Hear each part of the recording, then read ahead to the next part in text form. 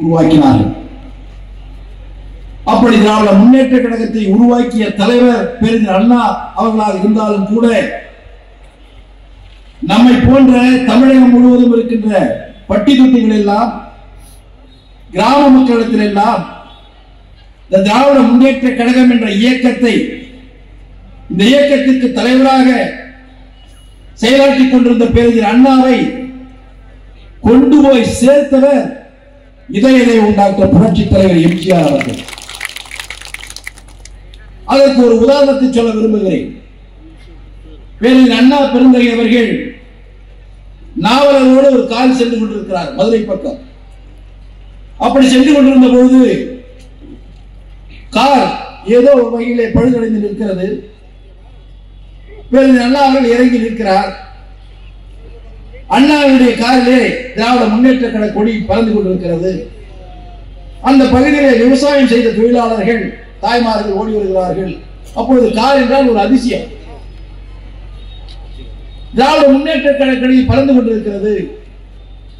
அண்ணாவையும் அங்கே இருக்கின்றவர்களை பார்த்து கேட்கிறார், அந்த பகுதி மக்கள், எம்ஜிஆர் வந்திருக்காரா? கட்சியை உருவாக்கியவர் பேரறிஞர் அண்ணா, உருவாக்கிய தலைவர் அந்த காரிலே நிற்கிறார். அந்த கிராமத்து பெண்மணிகளும் அந்த கிராமத்துடைய தொழிலாளர்களும் ஓடி வந்து பார்த்து எம்ஜிஆர் வந்திருக்கிறாரா என்று சொன்னால், இந்த கொடியை, இந்த கட்சியை உருவாக்கியவர் அந்த கிராமத்து மக்களுக்கு புரட்சி தலைவர் எம்ஜிஆர் என்றுதான் தெரிகிறது, அண்ணாவை தெரியவில்லை. அப்படி இந்த இயக்கத்தை பட்டி தொட்டி எல்லாம் கொண்டு சென்ற புரட்சி தலைவர் இந்த இயக்கத்தை உருவாக்குகிறார் என்று சொன்னால், அதற்கு முதல் காரணம் மறைந்த முன்னாள் முதலமைச்சர் திரு கருணாநிதி. பேரறிஞர் அண்ணா பிறந்தகை அவர்கள் மறைகிறார்கள். ஆட்சியிலே இருக்கிறோம். யார் அடுத்த முதலமைச்சர் என்று வருகின்ற பொழுது, அடுத்த முதலமைச்சர் அடுத்த நிலையில் இருக்கின்றவர் நாவலர் நெடுஞ்செழியன் அவர்கள். அவர்தான் முதலமைச்சராக வந்திருக்க வேண்டும். ஆனால் கிரிமினல் புத்தியுடைய திரு கருணாநிதி அவர்கள் யாரை பிடித்தால் முதலமைச்சராக முடியும் என்று யோசிக்கிறார். மக்கள் செல்வாக்கு புரட்சி தலைவருக்கு இருக்கிறது. அதே நேரத்தில் இருக்கின்ற சட்டமன்ற உறுப்பினர்களும் புரட்சி தலைவர் சொன்னால் கேட்பார்கள் என்ற நிலை இருக்கிறது. அந்த நிலை நன்றாக உணர்ந்து கொண்ட மறைந்த முன்னாள் முதலமைச்சர் திரு கருணாநிதி அவர்கள் நேரடியாக புரட்சி தலைவரிடத்தில் வருகிறார்.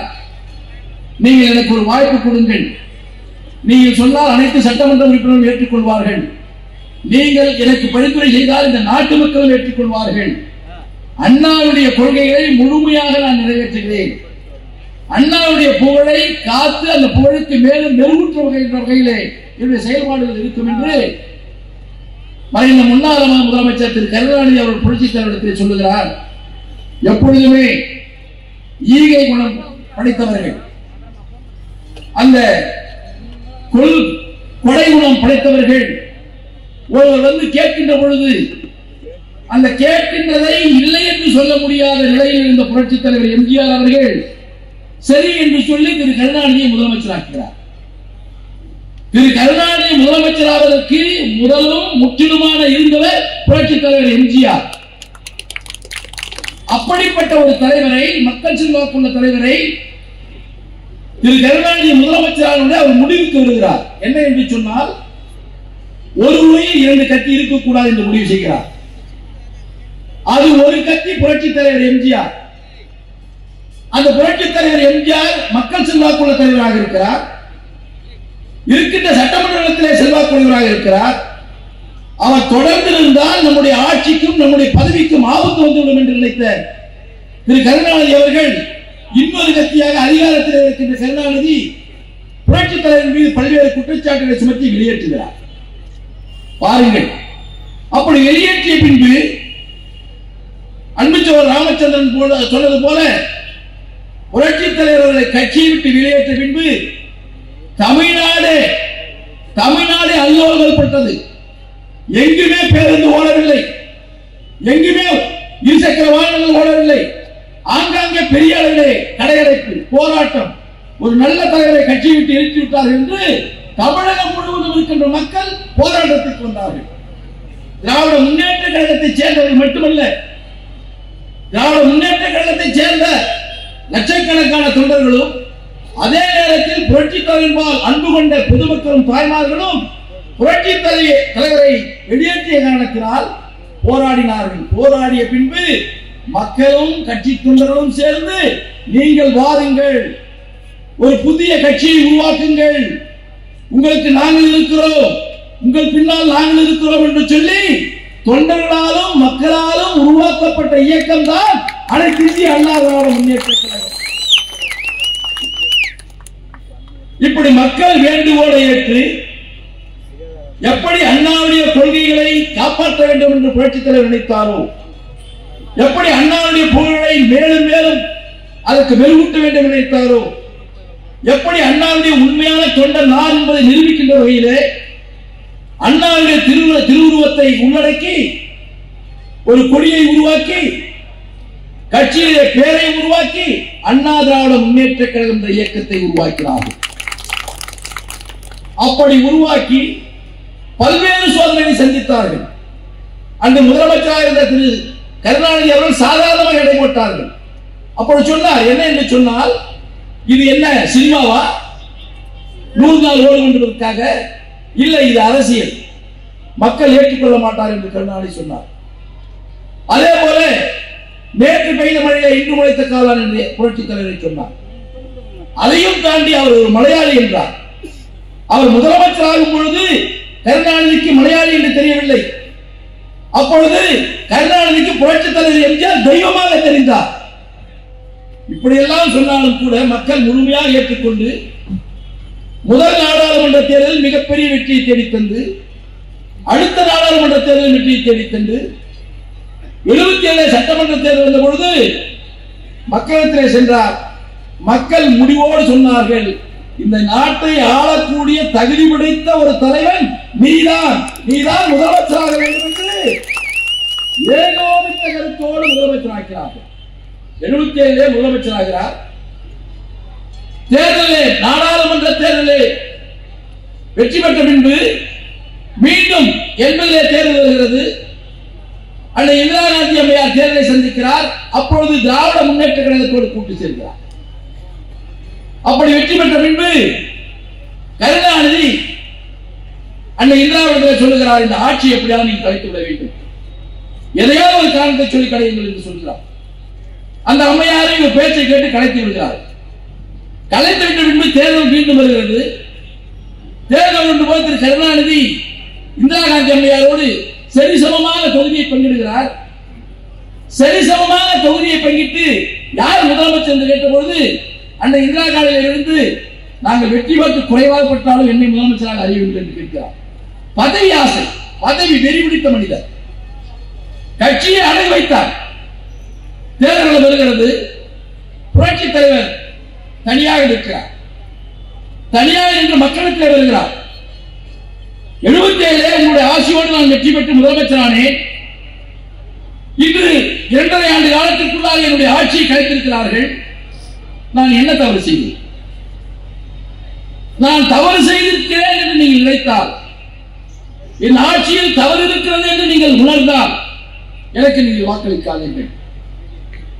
நான் உண்மையானவனாக, உங்களை நேசிக்கக்கூடியவனாக, நான் ஒரு உண்மை தொண்டனாக, ஊழியனாக, ஒரு முதலமைச்சராக உங்களோடு பணியாற்றி இருக்கிறேன் என்று நீங்கள் முடிவு செய்தால் எனக்கு வாக்களியுங்கள்.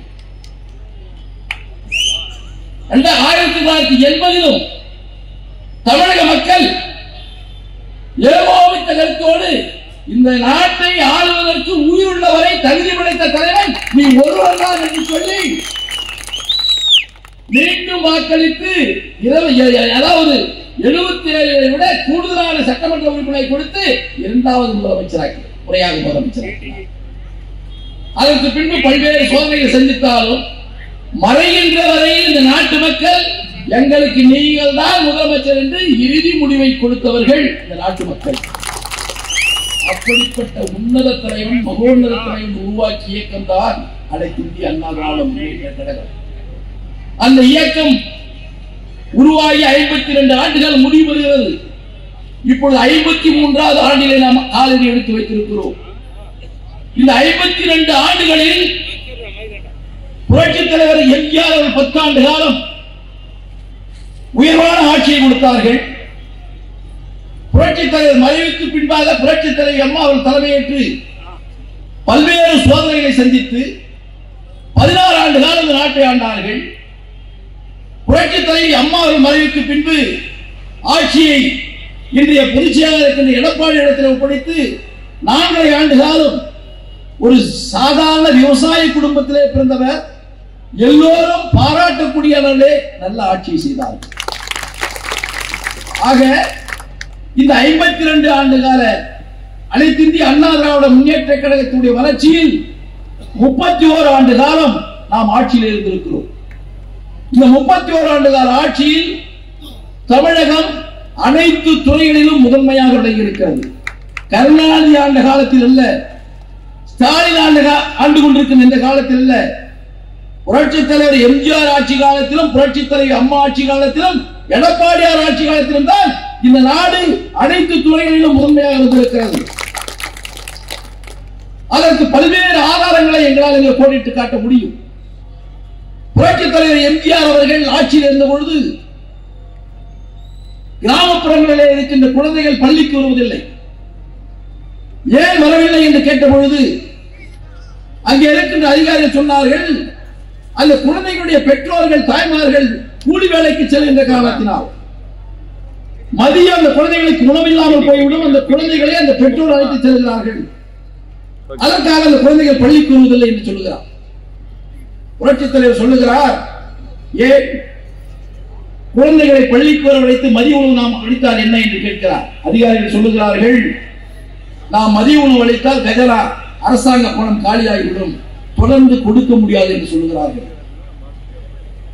ஒரு மனிதநேயம் உள்ள ஒரு தலைவன் என்பதற்கு உதாரணம் அவர் சொல்லுகிறார் அதிகாரிகளிடத்திலே, பசி என்ன என்றால் உனக்கு தெரியுமா என்று கேட்கிறார்.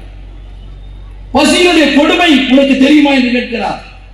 சொல்லிவிட்டு சொல்லுகிறார் புரட்சித் தலைவர் எம்ஜிஆர், பசி என்ன என்று எனக்கு தெரியும். பசியுடைய கொடுமை என்ன என்று எனக்கு தெரியும், என் அண்ணனுக்கு தெரியும், என் தாய்க்கு தெரியும். சிறு வயதாக இருக்கின்ற பொழுது கும்பகோணத்திலே என்னுடைய தாய் 10 தேய்க்க செல்வார். 10 தேய்க்க சென்று கூலி கிடைக்காமல் சில நாட்களில் வீட்டிலே முடங்கி கிடப்போம்.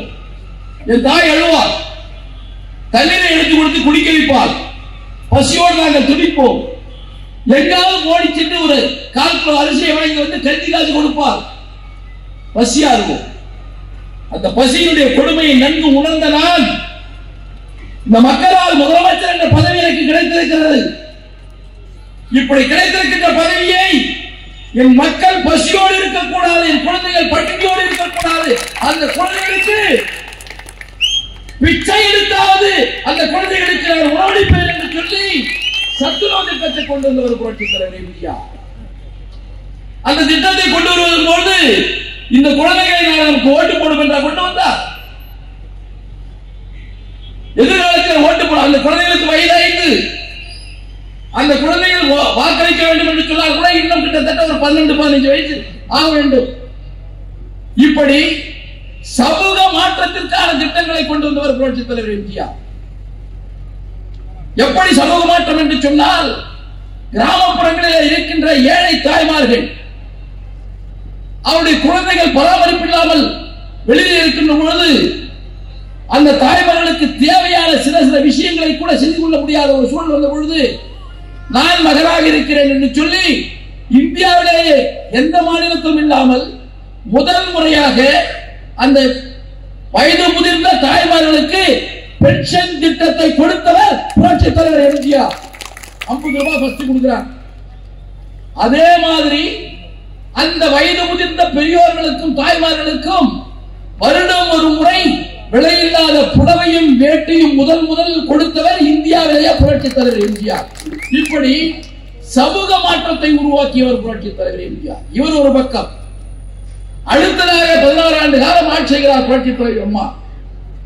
அப்படி ஆட்சி செய்கின்ற பொழுது இந்திய துணைக்கண்டத்திலே ஒரு இரும்பு பெண்மணியாக எந்த திட்டத்தை எடுத்துக்கொண்டாலும் அந்த திட்டம் நேரடியாக சம்பந்தப்பட்ட பயனாளிக்கு செல்ல வேண்டும் என்ற திட்டத்தை உருவாக்கியவர். புரட்சித் தலைவர் எம்ஜிஆர் சத்துணவு கூடத்தை கொடுத்தார். ஆனால் புரட்சித் தலைவர் அம்மா அவர்கள் நல்ல கல்வி கற்றவர். கல்வியினுடைய பலன் என்ன என்பது நன்கு உணர்ந்த ஒரு தலைவர். லட்சக்கணக்கான குழந்தைகள், ஏழை குழந்தைகள், பொருளாதார ரீதியாக அந்த குழந்தைகளுக்கு உரிய உடையோ புத்தகமோ நோட்டோ அந்த பெற்றோர்கள் கொடுக்க முடியாத காரணத்தினால் பல குழந்தைகள் வறுமையிலே பள்ளிக்கு வராமல் தடுமாறிக் கொண்டிருக்கிறது என்பதை உணர்ந்த புரட்சித் தலைவி அம்மா அவர்கள் தன் தலைவன் செய்ததை தொடர்ந்து அந்த குழந்தைகளுக்கு 4 செட் டிரெஸ் கொடுத்தாங்க. நல்லா அப்படியே பாருங்க. கருணாநிதி முதலமைச்சராக இருந்தார். புரட்சித் தலைவி அம்மாவுக்கு முன்னாடியே முதலமைச்சராக இருந்தார். புரட்சித் தலைவி அம்மா இருக்கின்ற பொழுதே முதலமைச்சராக இருந்தார். அவர் கொண்டு வந்த திட்டங்களை எதையாவது கோடிட்டு காட்ட முடியுமா என்று சொன்னால் முடியாது. ஆனால் புரட்சித் தலைவி அம்மா கொண்டு வந்த திட்டங்கள் இன்னும் தொடர் திட்டமாக இருந்து கொண்டிருக்கிறார். அந்த குழந்தைகளுக்கு 4 டிரெஸ் செட் கொடுத்தாங்க. யூனிஃபார்ம் கொடுத்து முடிச்சாச்சு. அந்த குழந்தை பள்ளிக்கு போகும்போது புத்தகம் வாங்க வேண்டும். ஏழை பெற்றோர்கள் உடனடியாக புத்தகம் வாங்கி கொடுக்க முடியவில்லை. பள்ளிக்கு செல்லும் போது புத்தகம் இல்லாமல் நோட்டு இல்லாமல் பள்ளிக்கு வருகின்ற பொழுது அந்த கதை அந்த வகுப்பாசிரியர் ஏன் நோட்டு வாங்கல, புத்தகம் வெளியே நின்று அந்த குழந்தை வெளியே நிற்கிறது. மற்ற குழந்தைகள் உள்ளே இருக்கும் போது அந்த குழந்தை வெளியே இருக்கின்ற பொழுது அந்த குழந்தையுடைய மனம் எவ்வளவு புட்பட்டு இருக்கும். இது எத்தனையோ முதலமைச்சர் இருந்தார்கள். யாருக்காவது இந்த சிந்தனை வந்ததா? ஆனால் புரட்சித் தலைவி அம்மாவுக்கு வந்த என்ன என்று சொன்னால், அந்த குழந்தைகளுக்கு நானே தாயாக இருக்கிறேன். நானே தாயாக இருந்து அந்த குழந்தைகளுக்கு புத்தகம், நோட்டு, பேனா, பென்சில், ரப்பர், பை எல்லாம் கொடுத்தாங்க. பெற்றோர்கள் செய்ய வேண்டிய கடமையை ஒரு தாயாக முதலமைச்சராக இருந்து செய்தவர் புரட்சித் தலைவி அம்மா அவர்கள். நம்ம கிராமத்தில் இப்ப 8வது படிக்கிறோம். 9வது 8வது முடிவு மிடில் ஸ்கூல் இருக்கு. 9வது போனா ஹை ஸ்கூல். ஒரு 3 கிலோமீட்டர் தாண்டி போகணும். அந்த 3 கிலோமீட்டர் அந்த குழந்தை போகணும். நேரம் கழிச்சு போனா வெளியில் நிறுத்தலாம். இது யாரும் சொல்லல. எந்த அரசியல்வாதி சொல்லல, எந்த அதிகாரியும் சொல்லல. புரட்சித் தலைவி அம்மா சிந்திக்கிறாங்க, அந்த குழந்தை எப்படி போகும், யாரு சைக்கிள் கொடுத்தா என்ன. அதனாலதான் புரட்சித் தலைவி அம்மா 9வது போற குழந்தைகளுக்கு எல்லாருக்குமே சைக்கிள் கொடுத்தாங்க புரட்சித் தலைவி. அது 1500 ரூபாய். அடுத்தது +2 போறாங்க. உலகத்துல கல்வி ரொம்ப போட்டி ஆயிடுச்சு. தனியார் பள்ளியில் படிக்கிற குழந்தைகள் சிறப்பா படிக்குது. அரசு பள்ளியில் படிக்கிற குழந்தைகள் படிக்க முடியல. அதற்கு என்ன காரணம் என்று பார்க்கிறாங்க. அதுக்கு மடிக்கணினி கொடுத்தா அந்த குழந்தைகளும் கத்துக்கும். மடிக்கணினி கொடுக்குறாங்க. ஒரு மடிக்கணினி அன்னைக்கு 15000 ரூபாய், இன்னைக்கு 30000 ரூபாய் சொல்றாரு நம்முடைய அன்பு ஒரு மாவட்ட செயலாளர். 48 லட்சம் குழந்தைகளுக்கு புரட்சித் தலைவி அம்மா கொடுத்தாங்க. இது எல்லாம் கொடுத்து உயர்கல்விக்கு போறாங்க. இந்தியாவிலேயே 2030 வரக்கூடிய அந்த கல்வியுடைய தரம் 54 விழுக்காடுகள் இங்கு தமிழகத்திலே உயர்கல்வி படிக்கக்கூடிய ஒரு சூழலை புரட்சித் தலைவி அம்மா உருவாக்கி கொடுத்திருக்காங்க. என்ன பண்ண கருணாநிதி, என்ன பண்ண ஸ்டாலின், என்ன பண்ண மக்களை ஏமாத்துறதுக்கு காசு கொடுத்து ஏமாத்திட்டு இருக்கிறேன். இன்னைக்கு இவ்வளவு நான் கேட்கிறேன், இந்த திருவண்ணாமலை மாவட்டம் இந்த மத்த எந்த பகுதியில் இருக்கட்டும், இத்தனை வருஷமா முதலமைச்சராக இருந்தார் திரு கருணாநிதி. இப்ப ஸ்டாலின் இருக்கார். ஒவ்வொரு மாவட்டத்தில் இருக்கிற அரசு கலைக்கல்லூரியில் யார் கொண்டு வந்து பாருங்க, இன்ஜினியரிங் காலேஜ் யார் கொண்டு வந்து பாருங்க, ஸ்கூல் ப்ரொமோஷன் யார் கொண்டு வந்து பாருங்க. எல்லாம் பாத்தீங்கன்னா அதிமுக ஆட்சி காலம். அது குறிப்பா புரட்சித் தலைவி அம்மா முதலமைச்சராக வந்திருக்கு. தாய் 8 அடி என்று சொன்னா பிள்ளை 16 அடின்னு வாங்க. புரட்சித் தலைவி அம்மா பல கல்லூரிகளை கொண்டு வந்தாங்க. நம்முடைய கழகத்தினுடைய பொதுச் செயலாளர் எடப்பாடியார் 4 ஆண்டு காலம் ஆட்சி இருக்கும் பொழுது இந்தியாவில் எந்த முதலமைச்சரும் சாதிக்காத சாதனை. ஒரு சாதாரண விவசாயி ஒருவர் பின்னால், ஒரு தலைமைக்கு பின்னால் இருந்தவர், தலைமை இருக்கின்ற வரையில் யார் என்றே தெரியாதவர், ஒரு அமைச்சர் என்ற நிலைதான் தெரியும், அதிகாரிகளுக்கு தெரியும், அந்த மாவட்டத்திற்கு தெரியும், வெளியுலகத்துக்கே தெரியாத ஒரு நபர். அவர் முதலமைச்சர் பொறுப்பேற்கிறார். முதலமைச்சர் பொறுப்பேற்ற பின்பு அரசு பள்ளியிலே படிக்கின்ற மாணவர்கள் நீட் தேர்வின் காரணமாக அந்த போட்டியிலே அவர்கள் வெற்றி பெற முடிவதில்லை. அப்படி வெற்றி பெற முடியாத அந்த குழந்தைகள் பாதிக்கப்படுகிறார்கள். அந்த பாதிக்கப்படுகின்ற குழந்தைகளுக்கு எப்படியாவது ஒரு வாய்ப்பு கொடுக்க வேண்டும் என்று இவர் சிந்திக்கிறார். இவர் ஒரு சாதாரண விவசாயி. அந்த சிந்தனையில் உதித்ததுதான் உள் ஒதுக்கீடு என்று 7.5 விழுக்காடுகளை சட்டமன்றத்திலே கொண்டு வருகிறார். சட்டமன்றத்திலே கொண்டு வந்து தீர்மானத்தை நிறைவேற்றுகிறார்.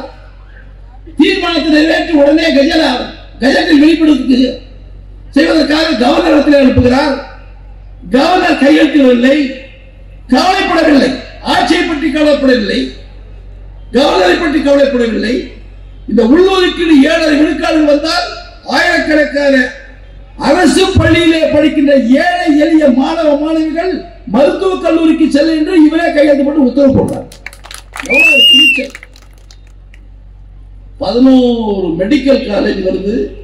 இந்த 7% வந்ததுனால நம்ம ராமச்சந்திரன் சொன்ன மாதிரி இப்ப 3500 மாணவர்கள் அரசு பள்ளியில் படிக்கிற மாணவர்கள் மருத்துவக் கல்லூரி படிக்கிறாங்க.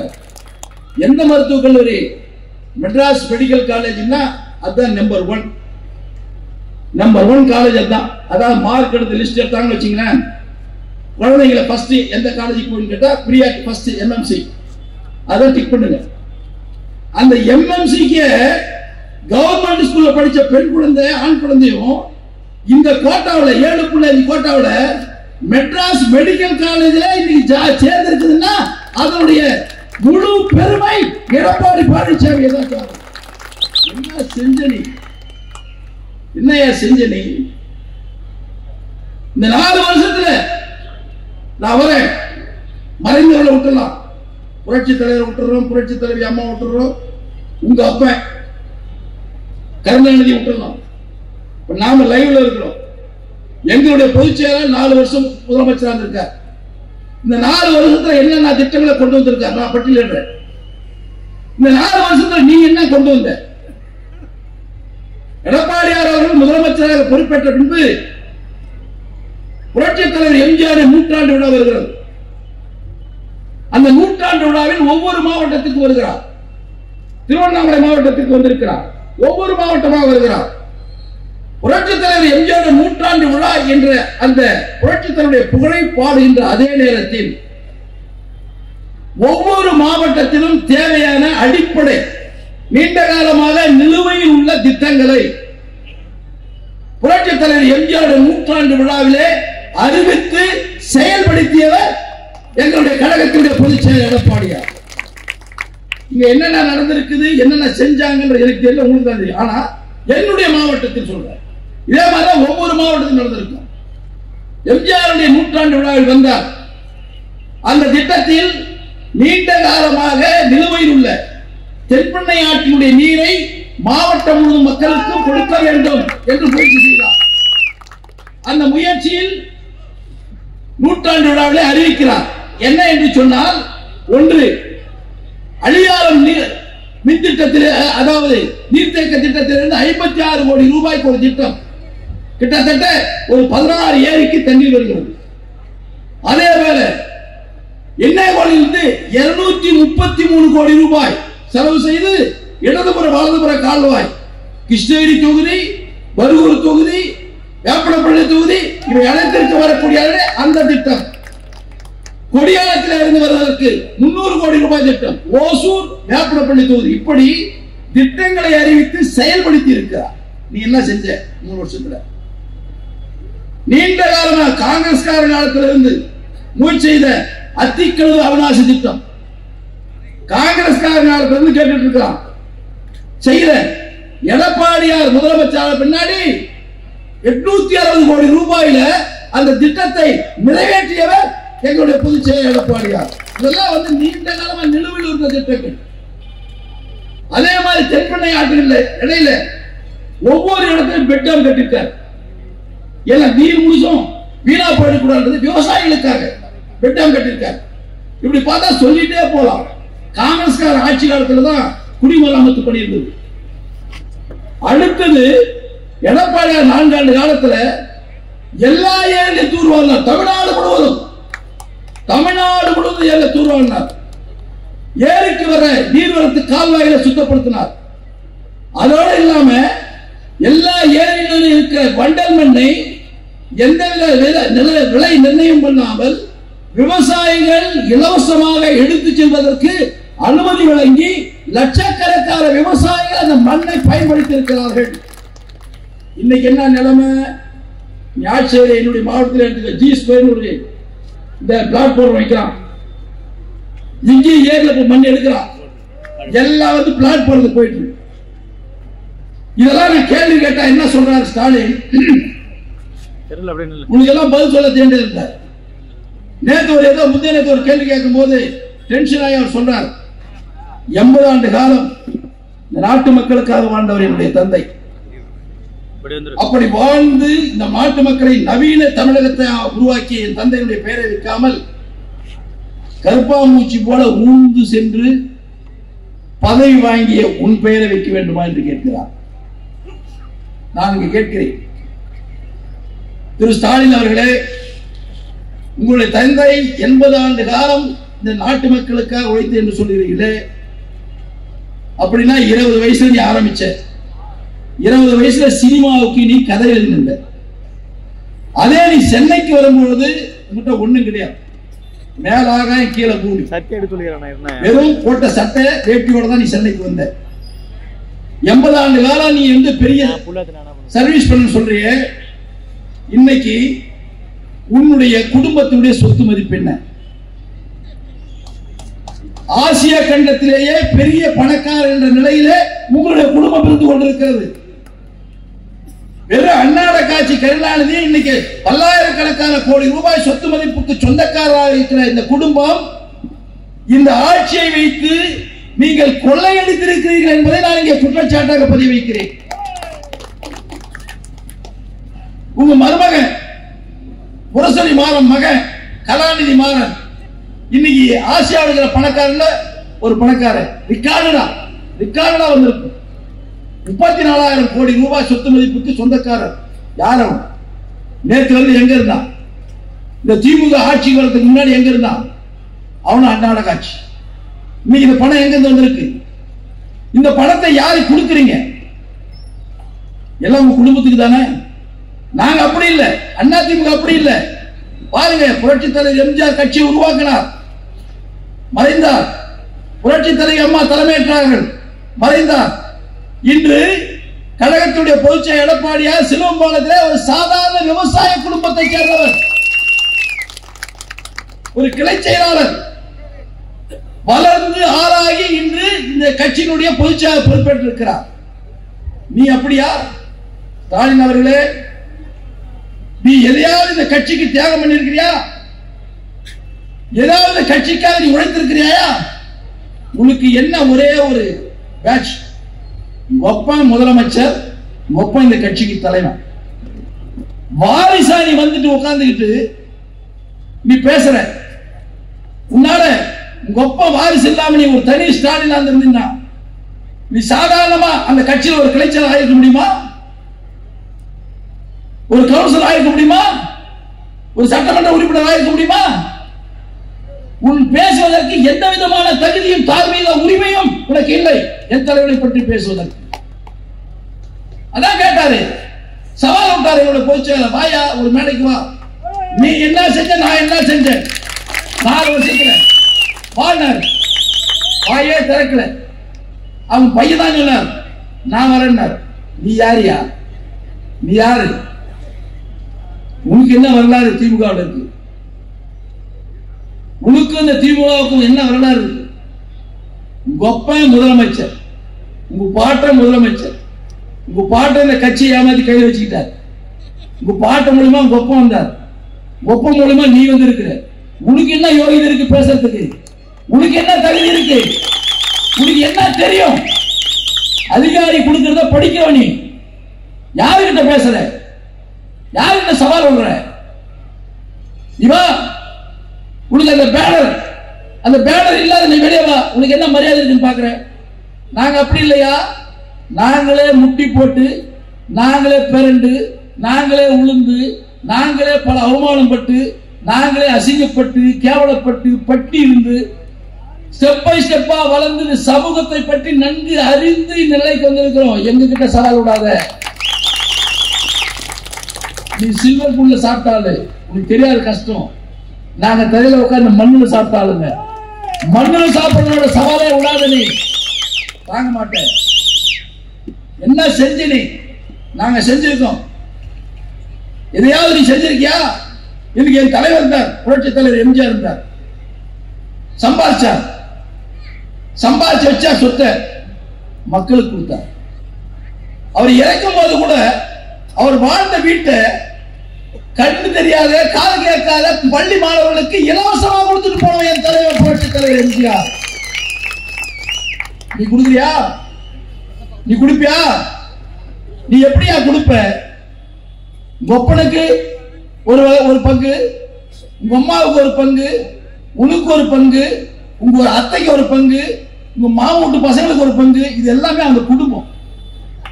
அந்த குடும்பங்க எல்லாம் பங்கு. அதான் நம்ம இந்த ஐடி மினிஸ்டர் சொன்னாரு 30,000 கோடி 2 வருஷத்துக்கு முன்னாடியே சொன்னாரு 30,000 கோடி சம்பாதிச்சிட்டாங்க. எங்க போச்சு? எல்லாம் எல்லாத்தாலும் போச்சு. நான் கேட்கிறேன், இந்த நாட்டை நவீனமயமாக்குன்னு கேட்கிறேன். நான் ஒரு கேள்வி மட்டும் நான் கேட்கிறேன். இந்த லோக்கல் மினிஸ்டர் பத்தி தேவையில்லை. லோக்கல் மினிஸ்டர் ஒரு அடிமை.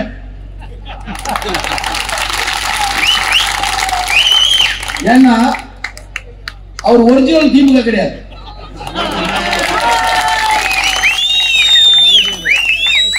அவர் இன்னைக்கு வளர்ந்திருக்கிறது நம்ம ரத்தம்.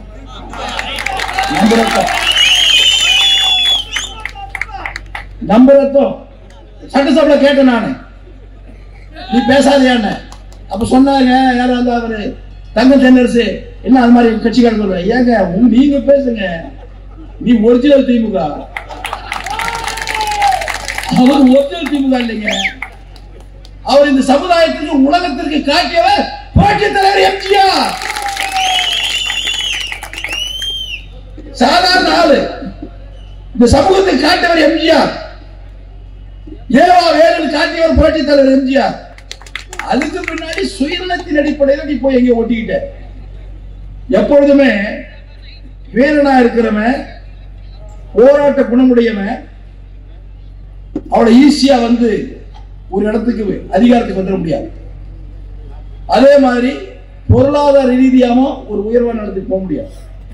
காரணம் என்னன்னா, கேள்வி கேட்கிறவன் தலைவர் சில நேரத்தில் ஒத்துக்குவான், சில நேரத்தில் ஏத்துக்க மாட்டான். ஒத்துக்கும் போது அருமையான ஆளி ஆடுவான், ஏத்துக்காத போது அவனை காலி பண்ணி ஆடுவான். இன்னொரு வகை போய் உட்கார்ந்துங்கன்னு தலைவன் அப்படியே ஃபாலோ பண்றது. அவர் என்ன சொல்றாரு, சொல்லும் போது எது அவர் சந்தோஷப்படுறாரு, நாம சொன்னா அவர் எது சிரிக்கிறாரு, எது போய் மகிழ்ச்சி அடைகிறாரு, எது சொன்னா கோவப்படுறாரு, இதெல்லாம் அனலைஸ் பண்றது. அதுக்கு தகுந்த மாதிரி பேசுறது. அதுல எக்ஸ்பர்ட் இந்த திருவண்ணாமலை. ஏன்னா கருணாநிதி உயர்ந்து பேசுறாரு சட்டசபையில, அடுத்தது ஸ்டாலின் பேசுறாரு. இப்ப பவர் உதயநிதி ஸ்டாலின் வந்துருச்சு. அதனால என்ன பண்றாரு, திரும்பி உதயநிதி பாடி பார்த்து அவர் உயர்த்தி பேசுறாரு. இவங்க கடைசி வெள்ளியுமே எங்கேயோ ஒரு இடத்துல ஒட்டிட்டு வாழ்ந்துட்டு இருப்பாங்க. அவளை பத்தி பேச வேண்டிய அவசியம் கிடையாது. பொருளாதார காசு சேர்த்துக்கலாம், அந்த அதிகாரத்தில் இருக்கும்போது அந்த அதிகாரத்தை பயன்படுத்திக்கலாம். ஆனா அதிகாரத்தை பயன்படுத்திக்கிட்டு இந்த சமூகத்துக்கு என்ன செய்தார்கள் என்பதை பார்க்கின்ற பொழுது அவர்கள் எதையும் செய்யவில்லை. நான் சொன்னார்ல, நகராட்சிங்கிறத மாநகராட்சி பண்ணார், பேருக்கு வந்துருச்சு, என்ன செஞ்சு ஒண்ணு செய்யல. நான் கேட்கிறேன் ஸ்டாலின் அவர்களை, சட்டமன்றத்தில் சொன்னார், முதல் சட்டமன்றத்தில் சொன்னார் 2030க்குள்ள $1 trillion அளவிற்கு பொருளாதாரத்துடைய வளர்ச்சியை நான் ஏற்படுத்துவேன் சொன்னார். அதன் அடிப்படையில் தான் நான் புதிய தொழிற்சாலைகளை நான் கொண்டு வருவேன் என்று சொல்லி 2022 துபாய்க்கு போனார். அந்த துபாய் போயிட்டு ஒரு 6,100 கோடி ரூபாய்க்கு MOU போட்டார், அதாவது புரிந்துணர்வு ஒப்பந்தம். இது ஒண்ணு. அடுத்ததாக ஸ்பெயினுக்கு போனார், அங்க போய் ஒரு 3,440 கோடி ரூபாய்க்கு புரிந்துணர்வு ஒப்பந்தம் போட்டார். அடுத்ததாக அமெரிக்காவுக்கு போனார், அங்க போய் ஒரு 7,016 கோடி ரூபாய் ஒரு புரிந்துணர்வு போட்டார். அது இல்லாம இந்த வருஷம் ஆரம்பத்தில் 2024 பிப்ரவரி மார்ச்ல உலக முதலீட்டாளர் மாநாடு போட்டார்.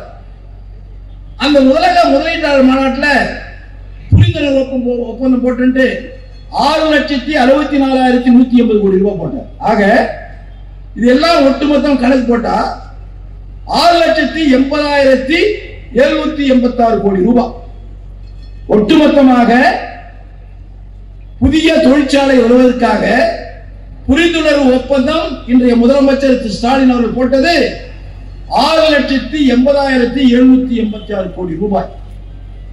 இந்த 6,80,786 கோடி ரூபாயில எத்தனை தொழிற்சாலைகள் வந்திருக்கிறது? அதான் கேட்கிறோம், நாங்க வெள்ளை அறிக்கை கேட்கிறோம்.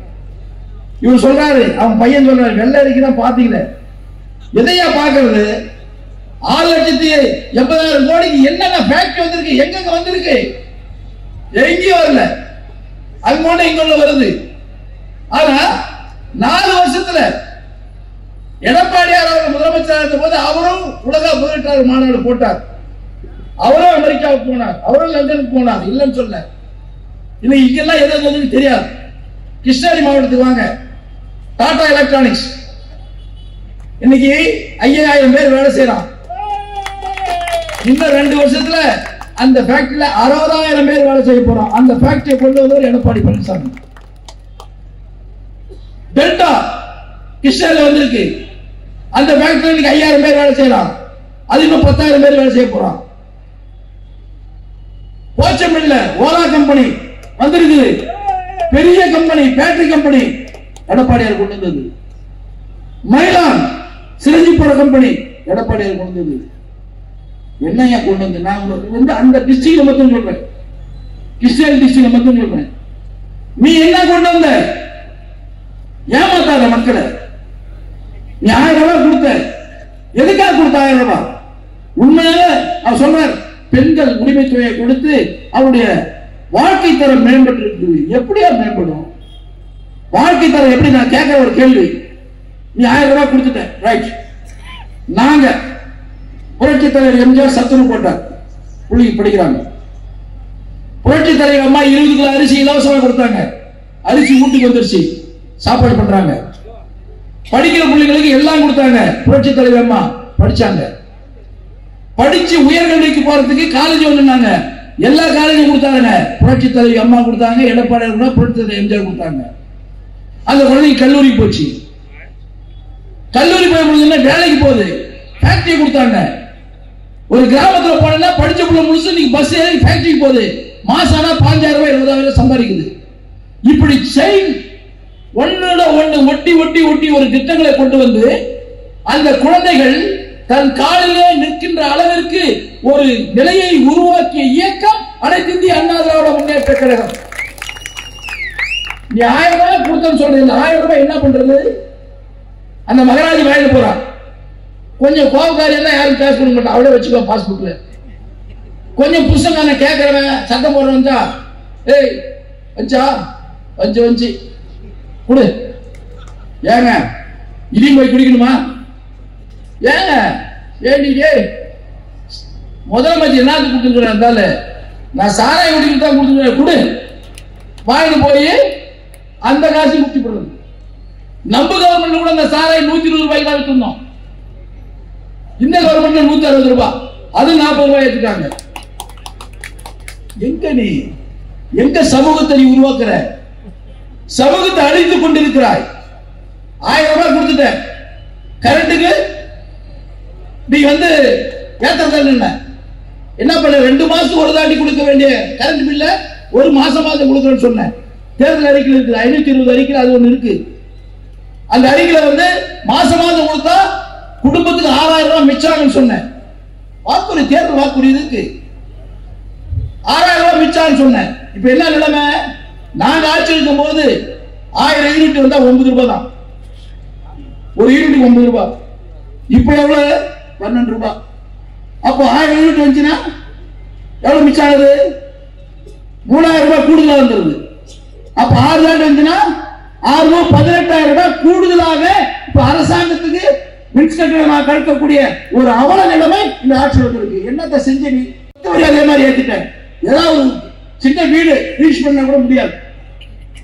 ஒரு நிலத்தை வாங்கினா கூட கைட்லைன்ஸ் ஏத்திட்டேன். எல்லா வரையும் ஏத்தியாச்சு. எதையும் நீ விட்டுருக்க? எதுவுமே விடல. 2வது, எதையாவது ஒரு புதிய திட்டத்தை கொண்டு வந்திருக்கிறியா இந்த 4 வருஷத்துல? சொல்ல முடியுமா? உன்னால சொல்ல பார்க்கலாம். சும்மா சின்ன சின்ன விஷயங்களை கொண்டு வந்து அந்த ஸ்கீம், இந்த மக்களை தேடி மருத்துவம். மக்களை தேடி மருத்துவம் எங்கேயா இருக்கு? ஏற்கனவே இருந்தது. நாங்க புரட்சித்தாரி நம்முடைய கலெக்டர் பொதுச்சா நல்ல திட்டத்தை கொண்டு வந்தாரு. அருமையான ஸ்கீம் கொண்டு வந்தாரு.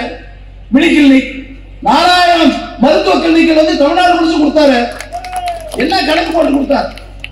கிராமப்புறங்களில் ஒரு 4 கிலோமீட்டர் 5 கிலோமீட்டர் 3 கிலோமீட்டருக்குள்ள வரும்போது நேரடியாக மருத்துவமனைக்கு உடனடியாக வர முடியாத நிலை வருகின்ற பொழுது அங்கே ஒரு மினி கிளினிக் வச்சு, அங்க ஒரு மருத்துவ டாக்டர் வச்சு, அங்க ஒரு நர்ஸை வச்சு, அங்க மருந்தை வச்சு உடனடியாக சிகிச்சை செய்வதற்கு ஒரு நல்ல திட்டத்தை உருவாக்கி கொடுத்தார் எடப்பாடியார். அது முழுசும் க்ளோஸ் பண்ணிட்டிய.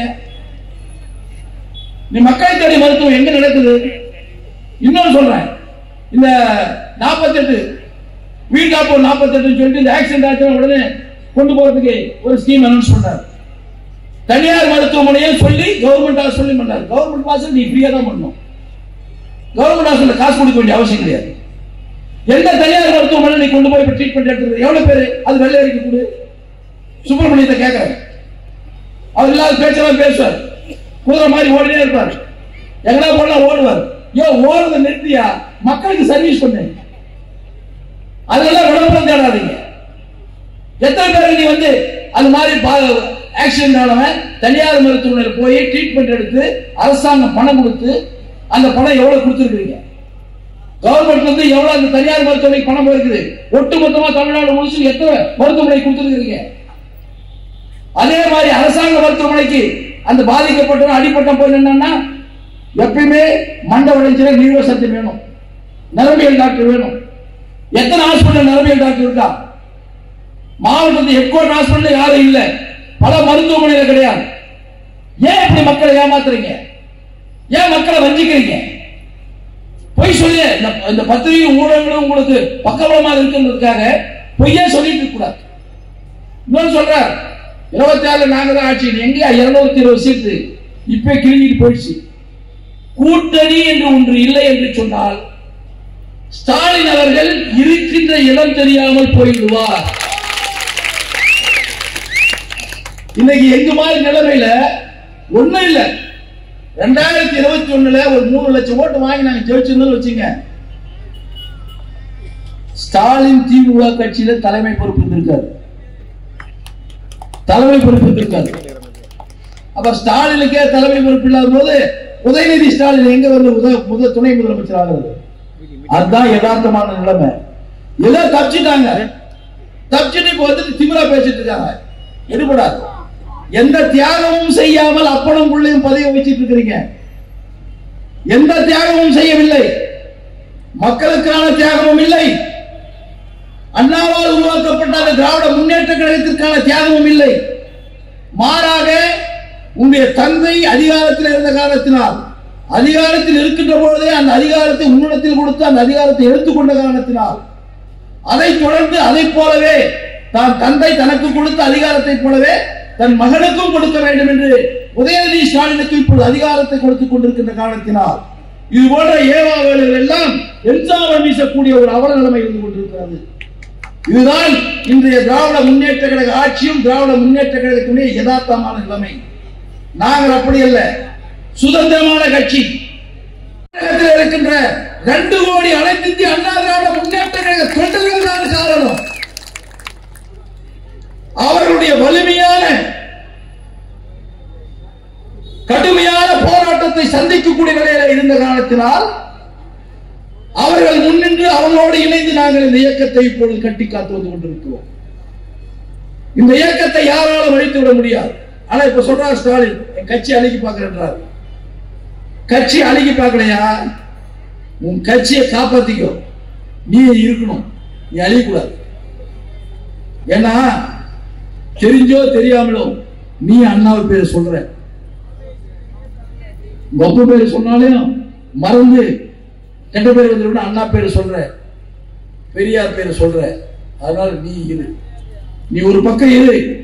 நாங்க மக்களை நேசிக்கின்றவர்கள், மக்களோடு மக்களோடு மக்களோடு மக்களாக இருக்கின்றவர்கள், மனிதநேயமிக்க தலைவருடைய தொண்டர்கள், இந்த மக்களுக்காகவே நாங்கள் வாழ்ந்து கொண்டிருக்கின்றவர்கள்.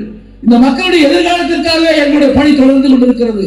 இந்த பணி 2026 இந்த 53வது ஆண்டுடைய துவக்க விழாவுடைய 2026 மீண்டும் உங்களுடைய அருளோடும் ஆசையோடும் உழைப்போடும் தியாகத்தோடும் மக்களுடைய மனத்தை கலந்து மீண்டும் புரட்சித் தலைவர் எம்ஜிஆருடைய நல்லாசியோடு புரட்சித் தலைவர் அம்மாவுடைய நல்லாசியோடு இருவரும் தலைவர்கள் என்ற ஆட்சியை எடப்பாடியாருடைய தலைமையில் மீண்டும் அமைப்போம். அதற்காக நாம் கடுமையாக உழைப்போம் என்று கூறி விடைபெறுகிறேன். நன்றி, வணக்கம்.